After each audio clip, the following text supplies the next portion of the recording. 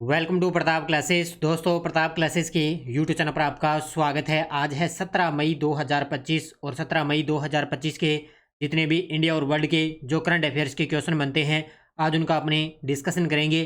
पूरा वीडियो ध्यान से देखना और लास्ट में आपसे क्वेश्चन पूछूंगा जिनके जवाब आपको कॉमेंट बॉक्स में देना होगा। आज अपने पढ़ेंगे कि संघ लोक सेवा आयोग यूपीएससी के नए चेयरमैन कौन बने हैं। खेलो इंडिया यूथ गेम्स 2025 में सबसे ज़्यादा पदक किस राज्य ने जीते, और प्रधानमंत्री ने महाराजा अग्रसेन अंतर्राष्ट्रीय एयरपोर्ट का उद्घाटन किया है। इनकी आज हम चर्चा करेंगे पूरे लेटेस्ट न्यूज़ के साथ में। डेली आपको वैसे क्लास मिलती है, तो पिछले 2 दिनों से आपको ये क्लास नहीं मिली थी, कुछ पारिवारिक समस्या वगैरह आती रहती है, चलती रहती है उस वजह से। लेकिन पीछे का जो करंट है अपने 15 मई और 16 मई का जो करंट है उसकी क्लास है, वो एक साथ अपने आगे कवर करेंगे। तो आज की क्लास में क्वेश्चन वैसे भी ज़्यादा हैं और क्लास थोड़ी सी बड़ी होगी क्योंकि पीछे का करंट हमें साथ में लेकर चलना है। करते हैं स्टार्ट आज की क्लास। सभी साथी एक बार कर दें सेशन को लाइक शेयर। सभी साथियों को गुड मॉर्निंग। तो सबसे पहले हमने 14 मई को जो क्लास हमने करंट पढ़ा उसको एक बार रिवाइज करेंगे। देखिए, भारत की किस शीर्ष तीरंदाज ने 11 मई 2025 को शंघाई में आयोजित तीरंदाजी विश्व कप स्टेज 2 के अंदर कांस्य पदक जीता? दीपिका कुमारी। नौसेना कमांडरों का सम्मेलन 2025 का पहला चरण किस स्थान पर आयोजित हुआ? कारवार, कर्नाटक में। एसआरएस रिपोर्ट 2021 के अनुसार भारत में किस राज्य ने सबसे अधिक कुल प्रजनन दर दर्ज की? बिहार ने। भारत के उपराष्ट्रपति जगदीप धनखड़ ने किस राज्यपाल द्वारा लिखित आत्मकथा जनता की कहानी मेरी आत्मकथा का विमोचन किया? तो बंडारू दत्तात्रेय ने। हरियाणा के राज्यपाल हैं ये। त्रिशक्ति नारी नाविका अभियान समुद्र प्रदक्षिणा की शुरुआत कब हुई? 7 अप्रैल 2025। अफ्रीका भारत प्रमुख समुद्री सहभागिता अभ्यास का आयोजन कब किया गया? 13 से 18 अप्रैल 2025। अभ्यास आक्रमण का आयोजन किसने किया था? भारतीय वायुसेना ने। और अंतर्राष्ट्रीय अंतरिक्ष स्टेशन के लिए सोयूज MS-27 मिशन को कहां से प्रक्षेपित किया गया? तो कजाकिस्तान से। और किस देश की तालिबान सरकार ने आधिकारिक रूप से शतरंज के खेल को निलंबित कर दिया? तो ये किया अफगानिस्तान की सरकार ने। ये हमने रिवाइज कर लिया है और ये अपनी वार्षिक करंट 2025 की टेस्ट सीरीज है 2025 की। इसमें आपके जो 14 मई का करंट है वो आज आपको मिल जाएगा और आज की क्लास का जो करंट है वो भी आज आपको मिल जाएगा। पिछले मैंने कहा ना 2-3 दिनों से थोड़ा सा व्यवधान जो है बिगड़ चुका है, इसलिए तो आज की क्लास भी आपको मिल जाएगी और टेस्ट वगैरह भी आपको सारे इसके अंदर मिल जाएंगे। तो daily test, daily PDF, weekly test, monthly test आपको मिलता है। बस आप चिंता मत किया करो, आपको पता है सब कुछ चलता रहता है, सब कुछ आपको क्लासें मिलती रहेगी। ठीक है, तो करते हैं स्टार्ट आज की क्लास। सभी साथियों को गुड मॉर्निंग। करें स्टार्ट आज की क्लास। सभी साथी एक बार कर दें सेशन को लाइक शेयर। पहला क्वेश्चन आपके सामने देखो, बड़ा ही गजब का है। खेलो इंडिया यूथ गेम्स 2025 की पदक तालिका में कौन सा राज्य सबसे टॉप पर रहा है? आपको पता है 4 मई से ये खेल स्टार्ट हुए थे और ये चले हैं 15 मई तक। 4 मई को स्टार्ट हुए, 15 मई तक चले हैं खेलो इंडिया यूथ गेम्स। इनका आयोजन हुआ था बिहार के अंदर। कहाँ पर हुआ था? बिहार के अंदर इनका आयोजन हुआ और सबसे टॉप पर रहा है महाराष्ट्र। कौन सा रहा है? महाराष्ट्र ने टोटल 158 पदक जीतकर ये पहला स्थान हासिल किया है।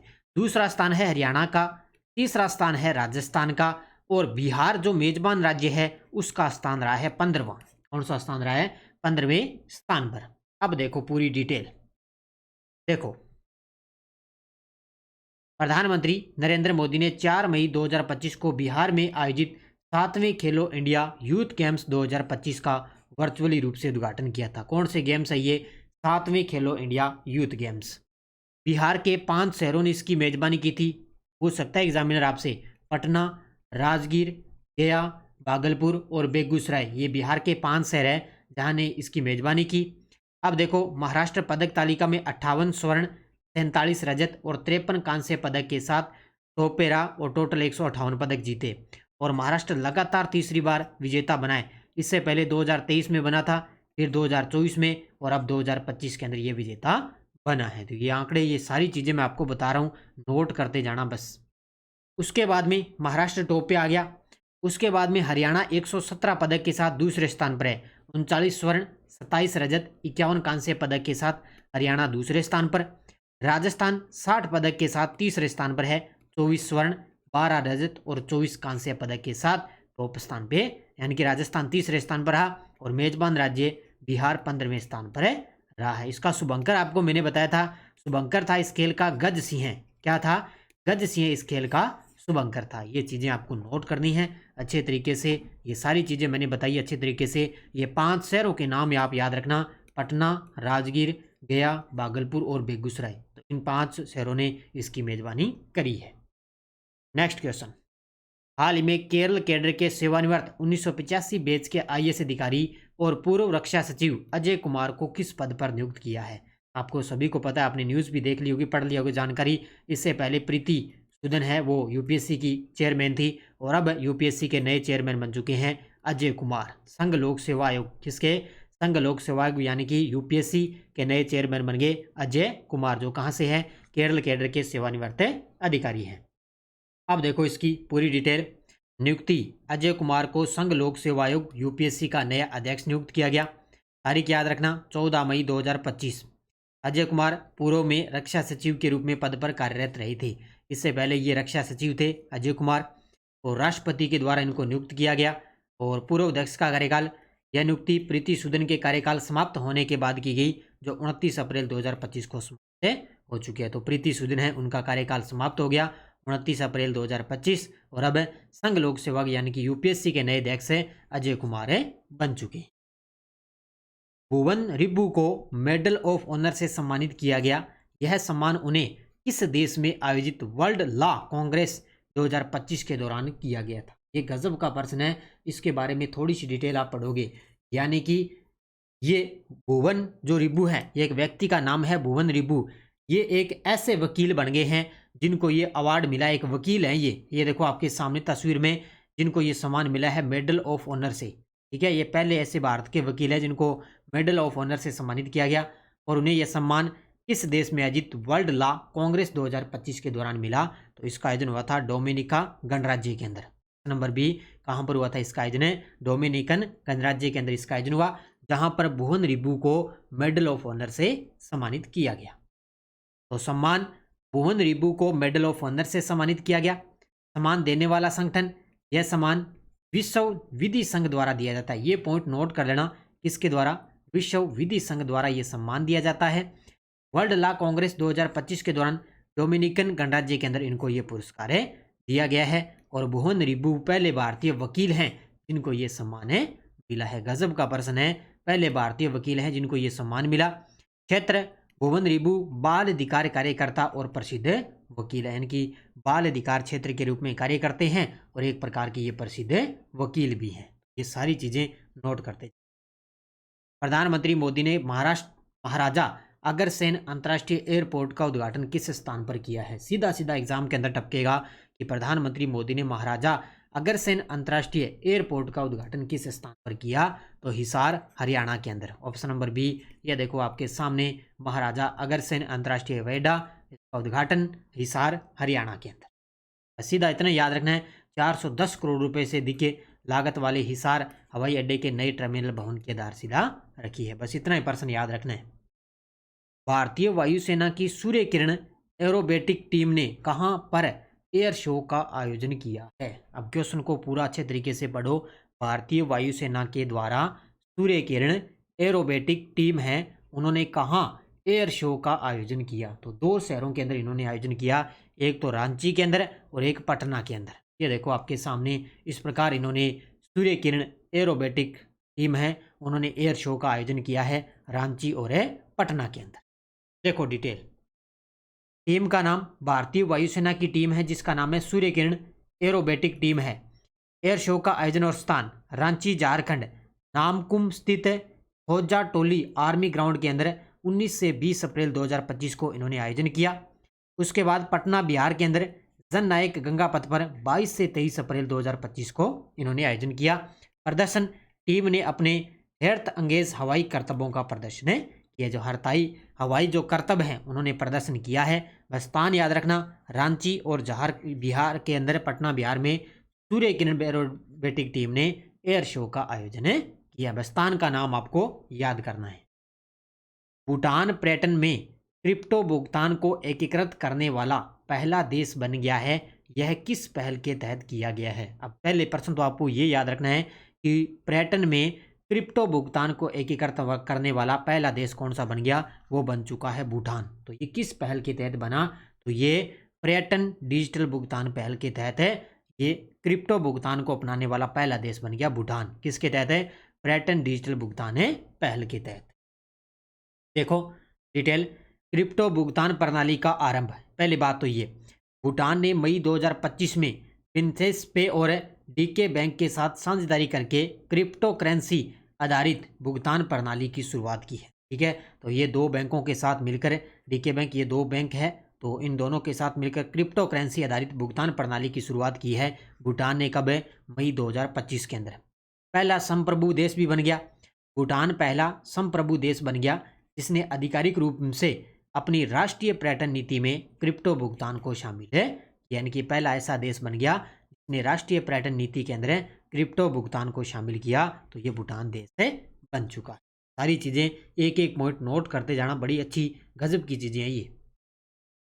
भारतीय रिजर्व बैंक आरबीआई ने कौन सा एकीकृत पोर्टल लॉन्च किया है जिसमें सभी विनियमित उधारदाताओं को 15 जून 2025 तक अपने डिजिटल ऋण प्लेटफॉर्मों की जानकारी अपलोड करनी होगी? इस प्रकार का प्रश्न आपको देखने को एग्जाम के अंदर मिलेगा, क्योंकि पोर्टल का प्रश्न आ गया किसके द्वारा? आरबीआई से रिलेटेड है ये।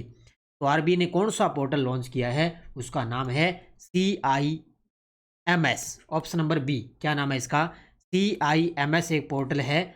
ये सभी विनियमित उधारदाताओं को 15 जून 2025 तक अपने डिजिटल ऋण प्लेटफॉर्मों की जानकारी अपलोड करनी पड़ेगी इस पोर्टल पर। इसका नाम है CIMS। देखो, CIMS भारतीय पोर्टल का उद्देश्य, भारतीय रिजर्व बैंक ने CIMS सेंट्रलाइज इंफॉर्मेशन मैनेजमेंटल सिस्टम ये पोर्टल लॉन्च किया है। इसका उद्देश्य विनियमित उधारदाताओं द्वारा अपने डिजिटल ऋण प्लेटफॉर्मों की जानकारी एक एकीकृत प्रणाली में अपलोड करनी है। मुख्य रूप से किसके द्वारा लॉन्च किया गया और इसका मुख्य उद्देश्य क्या है? ये दो चीजें ही पोर्टल की हमेशा एग्जाम के अंदर पूछी जाती है। डॉक्टर सुबन्ना अप्यन को उनके योगदान के लिए 2022 में पद्मश्री से पुरस्कार से सम्मानित किया गया था। उनका प्रमुख क्षेत्र कौन सा? ये देखो आपके सामने, इनका हाल ही में निधन हो चुका है। अभी इनका हाल ही में निधन हो चुका है डॉक्टर सुबन्ना अप्यन। तो इनको 2022 में पद्मश्री से सम्मानित किया गया। इनका कौन सा क्षेत्र है? मत्स्य पालन और ग्रामीण विकास क्षेत्र के अंदर ये प्रसिद्ध थे। इनका हाल ही में निधन हो गया और 2022 के अंदर इनको पद्मश्री पुरस्कार मिला था। अब देखो मुख्य तथ्य, पूरा नाम याद रखना, डॉक्टर सुबन्ना अय्यप्पन सम्मान 2022 में पद्मश्री पुरस्कार से सम्मानित हुए। क्षेत्र मत्स्य विज्ञान और ग्रामीण विकास के अंदर ये प्रसिद्ध थे। कर्नाटक में क्या क्या योगदान रहा? देखो, कावेरी नदी और कर्नाटक के अन्य जलाशयों में मत्स्य पालन के क्षेत्र में इन्होंने अहम योगदान दिया था। अभी ये कावेरी जो नदी है ना, कर्नाटक के अंदर बह रही है, उन पर इनका शव मिला था वहाँ पर कावेरी नदी के अंदर। तो इनका हाल ही में उस नदी के अंदर इनका शव मिला, तो निधन हो गया, तो इसलिए चर्चा में है। तो इनको 2022 में पद्मश्री पुरस्कार मिला और कावेरी नदी और कर्नाटक के अन्य जलाशयों में मत्स्य पालन के क्षेत्र में इनका महत्वपूर्ण योगदान था, इसलिए चर्चा में है। उत्तर प्रदेश सरकार ने अपनी प्रमुख योजना एक जनपद एक उत्पाद ODOP के तहत कितने नए उत्पादों को शामिल किया है? उत्तर प्रदेश की सरकार ने एक प्रमुख योजना है जिसका नाम है एक जनपद एक उत्पाद। तो कितनी योजनाओं को शामिल किया? 12। कितने? 12 नए उत्पादों को इस योजना के तहत शामिल कर लिया। किसने? यूपी की सरकार ने। तो नए उत्पादों का समावेश इस योजना के तहत 12 नए उत्पादों को शामिल किया है, जिसमें कुल उत्पादों की संख्या बढ़कर 74 हो चुकी है। और इस योजना की शुरुआत 24 जनवरी 2018 को यूपी की सरकार ने इस योजना की शुरुआत की थी। ODOP यानी कि एक जनपद एक उत्पाद। तो इसमें 12 नए उत्पादों को शामिल कर दिया। अब टोटल 14 उत्पाद है, 74 उत्पाद इनकी संख्या हो चुकी है। केंद्रीय सूचना और प्रसारण मंत्रालय ने 11 अप्रैल 2025 को महाराष्ट्र सरकार के साथ मिलकर किस स्थान पर भारतीय रचनात्मकता प्रौद्योगिकी संस्थान IICT की स्थापना हेतु समझौता किया है? ये भी इस प्रकार के प्रश्न भी एग्जाम के आने लगे हैं। तो इसका उत्तर होगा मुंबई। कहाँ पर है? जो केंद्रीय अपने सूचना और प्रसारण मंत्रालय, उन्होंने 11 अप्रैल 2025 को महाराष्ट्र सरकार के साथ मिलकर मुंबई में भारतीय रचनात्मक प्रौद्योगिकी संस्थान की स्थापना हेतु समझौता किया है। कहाँ पर है? मुंबई के अंदर। तो केंद्रीय सूचना और प्रसारण मंत्रालय ने 11 अप्रैल 2025 को महाराष्ट्र सरकार के साथ मिलकर मुंबई में भारतीय रचनात्मकता प्रौद्योगिकी संस्थान की स्थापना हेतु समझौता किया है। स्थान दादा साहब फाल्के फिल्म सिटी गोरेगांव मुंबई के अंदर, ये नाम याद रखना। उद्देश्य क्या है? AVGSXR क्षेत्र में शिक्षा, अनुसंधान और नवाचार और कौशल विकास के लिए उत्कृष्टता केंद्र के रूप में कार्य करना है। इनकी शिक्षा के क्षेत्र में, अनुसंधान के क्षेत्र में, नवाचार के क्षेत्र में, कौशल विकास के क्षेत्र में इस उत्कृष्टता केंद्र को स्थापित है किया गया। इनके नए नए कार्य किए जाएं तो वहां पर कहां पर है? मुंबई के अंदर। मध्य प्रदेश का 25वां वन्य जीव अभ्यारण्य कौन सा बना है? तो आपको पता है अभी वर्तमान में देश के अंदर जो तो अभी हाल ही में आपको पता है मध्य प्रदेश के अंदर 58वां टाइगर रिजर्व बना है, माधव राष्ट्रीय उद्यान जो बना है टाइगर रिजर्व। ठीक है, तो अभी ये मध्य प्रदेश का 25वां वन्य जीव अभ्यारण्य कौन सा बना है? तो ये बन चुका है डॉक्टर भीमराव अंबेडकर वन्य जीव अभ्यारण्य। कौन सा बन गया? डॉक्टर भीमराव अंबेडकर वन्य जीव अभ्यारण्य। ये मध्य प्रदेश का 25वां वन्य जीव अभ्यारण्य बन चुका है। वो टाइगर रिजर्व बना था 58वां। मध्य प्रदेश का 25वां वन्य जीव अभ्यारण्य डॉक्टर भीमराव अंबेडकर वन्य जीव अभ्यारण्य है। यह अभ्यारण्य सागर जिले के उत्तर सागर वन मंडल के बंडा और शाहगढ़ तहसील के 258.64 वर्ग किलोमीटर आरक्षित वन क्षेत्र के अंदर फैला हुआ है। खास तौर से नाम याद रखना है कि 25वां वन्य जीव अभ्यारण्य मध्य प्रदेश का डॉक्टर भीमराव अंबेडकर वन्य जीव अभ्यारण्य घोषित किया गया है, इतना याद रखना है। और टोटल अपने जो टाइगर रिजर्व है देश के अंदर वो है 58। कितने हैं? 58। अब देखो आपके सामने वन लाइनर करंट। जैन धर्म का देश का पहला नामोकार तीर्थ महाराष्ट्र में कहाँ मनाया जा रहा है? तो चांदवड़ नासिक के अंदर। पहला पॉइंट याद रखना कि जैन धर्म का है ना वो देश का पहला नामोकार तीर्थ बन रहा है महाराष्ट्र के अंदर, तो कहाँ पर है? नासिक महाराष्ट्र के अंदर। दूसरा है भारतीय फिल्म निर्देशक इम्तियाज अली की माय मेलबर्न फिल्म को 27वें यूके एशियन फिल्म फेस्टिवल में सर्वश्रेष्ठ फिल्म का पुरस्कार मिला है। पॉइंट नोट कर लेना कि भारतीय फिल्म है, निर्देशक है इम्तियाज अली। इनकी फिल्म कौन सी है? माय मेलबर्न फिल्म है इनकी, जिसको क्या है 27वें यूके एशियन फिल्म के अंदर है। इन फिल्म को सर्वश्रेष्ठ फिल्म है मिला है। इस प्रकार का प्रश्न भी आपको एग्जाम में देखने को मिल सकता है, तो अच्छे तरीके से इसको भी याद कर लेना। ये है टेलीग्राम ग्रुप। कोई सूचना, कोई लिंक आता है, कोई नोटिफिकेशन, सब आपको टेलीग्राम पे सूचना मिलती है। पिछले वीडियो क्वेश्चन क्या था? किस देश को पीछे छोड़ते हुए भारत दुनिया का तीसरा सबसे बड़ा पवन और सौर ऊर्जा उत्पादक बन गया? तो वो बन चुका है जर्मनी को पछाड़कर भारत है वो दुनिया का तीसरा सबसे बड़ा पवन और सौर ऊर्जा उत्पादक है बन चुका है। तो बहुत सारे विद्यार्थियों ने बड़े गजब के जवाब दिए। अब देखो क्वेश्चन फॉर यू। भारत के राष्ट्रपति ने किस सुप्रीम कोर्ट के न्यायमूर्ति को राष्ट्रीय विधिक सेवा प्राधिकरण नालसा का नया कार्यकारी अध्यक्ष नियुक्त किया?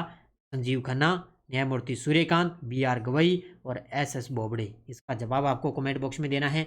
और यस्टरडे डोज अपनी क्या थी पॉलिटिकल की? भारत में राजकोषीय नीति किसके द्वारा तैयार की जाती है? वित्त मंत्रालय। भारत के प्रधानमंत्री द्वारा पद और गोपनीयता की शपथ का प्रारूप भारत के संविधान की किस अनुसूची में है? तीसरी।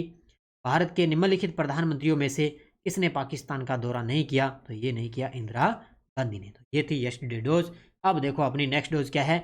इन जवाब दिया करो आप सभी क्वेश्चनों की, क्योंकि आप जैसे मैंने ये जो नेक्स्ट डोज है वो बंद कर दी थी। आप कह रहे थे, कमेंट आ गए थे बहुत सारे विद्यार्थियों के कि सर नेक्स्ट डोज दोबारा स्टार्ट करूँ, लेकिन आप जवाब ही नहीं देते तो मैं क्या करूं? फिर मेरे देने का मतलब ही क्या है? इसलिए मैं लगातार आपको ये करवा रहा हूं ताकि आप मुझे मेरे साथ जुड़ें और कमेंट में आपका लगातार जवाब आए इन क्वेश्चनों का। तो भारतीय संविधान की कौन सी अनुसूची नगर पालिका से संबंधित है? कौन ग्रामीण स्थानीय स्व निकाय, राज्य सरकार और पंचायत समिति के बीच सहसंयोजक श्रृंखला की भूमिका निभाता है? और ग्राम सभा की किसी भी बैठक के लिए गणपूर्ति यानी कि कोरम कितनी होनी चाहिए? का जवाब आपको कमेंट बॉक्स में देना है। ये थी आज की अपनी क्लास। हो सकता है आज लगभग 2-3 मिनट क्लास अपनी ज़्यादा लंबी रही होगी, क्योंकि पीछे का 1-2 करंट है वो साथ में हमें लेकर चलना है, क्योंकि पीछे 2 दिन अपनी क्लास नहीं आई थी, तो पीछे का करंट अपने साथ साथ में लेकर चलेंगे। क्लास आपको लगातार मिलती रहेगी। ये थी आज की अपनी क्लास। और ये स्कूल व्याख्याता 1.0 अपनी बाजार के अंदर पहले ही उपलब्ध है और वर्तमान में अब 2.0 आ चुकी है। इसके अंदर आपको जनवरी से लेकर अप्रैल तक डाटा आपको मिलेगा। तो ऑनलाइन ऑर्डर कर देना 80 580 22 001 इस नंबर पे आप ये बुक ऑनलाइन ऑर्डर कर सकते हो। ठीक है, ये बाजार में मिल जाएगी। और राजस्थान पुलिस की अपनी करंट की टेस्ट सीरीज चल रही है और जो टेस्ट आपको अभी तक ऐप के अंदर नहीं मिलेंगे, चिंता मत करो, टेस्ट आपको मिलेंगी। ठीक है, तो 15 प्रैक्टिस सेटों की टेस्ट सीरीज चल रही है, इसमें भी टेस्ट आपको लगातार मिलेंगे। और भारत राजस्थान की चतुर्थ श्रेणी कर्मचारी और ड्राइवर वाहन चालक की 50 रुपये के अंदर ये टेस्ट सीरीज चल रही है, ये भी आप ज्वाइन कर सकते हो। ठीक है, तो ये थी आज की अपनी क्लास। भी साथी कर दें वीडियो को जाते जाते लाइक शेयर। कुछ आपको पता है हमें भी पारिवारिक काम होता है, सब कुछ होता रहता है, चलता रहता है, लेकिन इसलिए आपको 2 दिन नहीं तो नाना क्लासेस पर आपको क्लास मिली, नहीं यहाँ पर आपको क्लासें मिली थी, तो इसलिए 2 दिन व्यस्त थे, तो आज आपको दोबारा यहाँ से क्लास स्टार्ट हो चुकी है। ठीक है, तो सभी साथी कर दें वीडियो को जाते जाते लाइक शेयर। धन्यवाद। जय हिंद, जय भारत, जय राजस्थान।